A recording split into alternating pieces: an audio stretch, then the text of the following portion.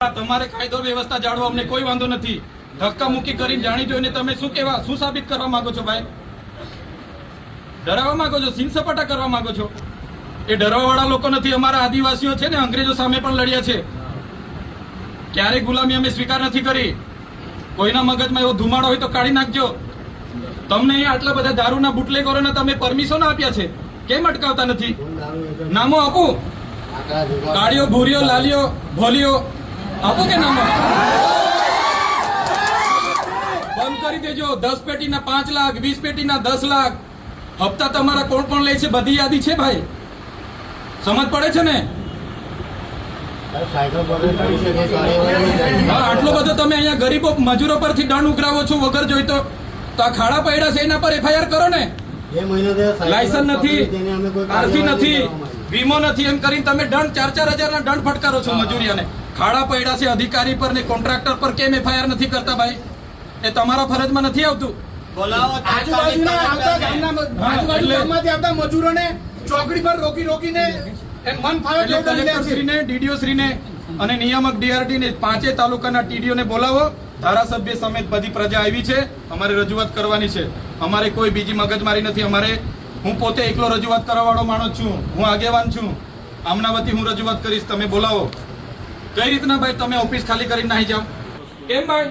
Police અધિકારી કાયદો વ્યવસ્થા જાળવે ભાઈ. બરાબર છે, અમે તમારી આ વર્દીનો રિસ્પેક્ટ કરીએ છીએ. એનો મતલબ એવું નથી કે તમારાથી ડરીએ છે. તમે હોય કે અમારા જેવા ચૂંટાયેલા પ્રતિનિધિ હોય, પ્રજાના આપણે નોકર છે. એ બધા ભૂલવું નહીં જોઈએ. સાહેબગીરી બંધ કરી દેજો. બરાબર, નોકરું કરવું હોય તો હરકા કરો બધા. અમે પણ પ્રજાના નોકર છે. અમને પણ પ્રજાના ટેક્સથી પૈસા મળે છે. ને આ કલેક્ટર કચેરી કોઈના બાપની જાગીર નથી ભાઈ. આ પ્રજાની સેવા માટેની ઓફિસ છે. કેમ આવા દેવામાં નથી આવતા અમને? આટલો મોટો ભ્રષ્ટાચાર થયો છે, કઈ નિરાકરણ આવ્યું છે? અહીંયા ધરણા પર બેઠા હતા બોર્ડની નીચે. શું થયું? આટલી બધી નુકસાની થઈ છે ખેડૂતોની. કોણ સર્વે કરવા આવ્યું છે? કોઈ આવ્યું છે સર્વે કરવા?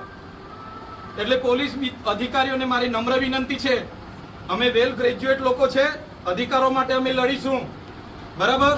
અમે આ સીન સપાટાને લાકડી લાઠીચાર્જ ભાઠીચાર્જથી ડરવા વાળા લોકો નથી. અને તમે એ કરવા માંગતા હોય તો પણ અમે તૈયાર છે. ચાલો લડી લઈએ. જ્યાં સુધી અમે સંવાદમાં માનીએ છીએ તો સંવાદમાં રહો. કોઈના મગજમાં બીજો ધુમાડો હોય ને, તમારો બધાનો પગાર સરકાર પ્રજાના ટેક્સ થી આપે છે. કોઈના કમલમમાંથી પગાર નથી આવતો. કેમ ભાઈ સભ્ય નોંધણી અધિકારીઓ કરે છે?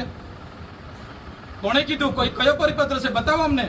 એટલા માટે કેમ છો અહીંયા collector Shri Narmada, DDO Shri Narmada, DRT નિયામક શ્રી અને 5 તાલુકાના TDO હશે તો જ અમે ખુલાસો આપીશું. અમે બધા પુરાવા લઈને આવ્યા છે. પુરાવા સમેત ખુલાસો અમે આપવા તૈયાર છે. બધા અધિકારીઓને અમને ખુલાસો જોઈએ. અહીં સુધી અમે જઈશું નહીં. 2 દિવસ રોકાવું પડશે તો રોકીશું. હજુ પણ અમારે 5-10 હજાર લોકોને બોલાવાશે તો અહીંયા બોલાવીશું. જો અમારું નિરાકરણ નહીં આવશે અમે ખાધા પીધા વગર અહીંયા પડ્યા રહીશું.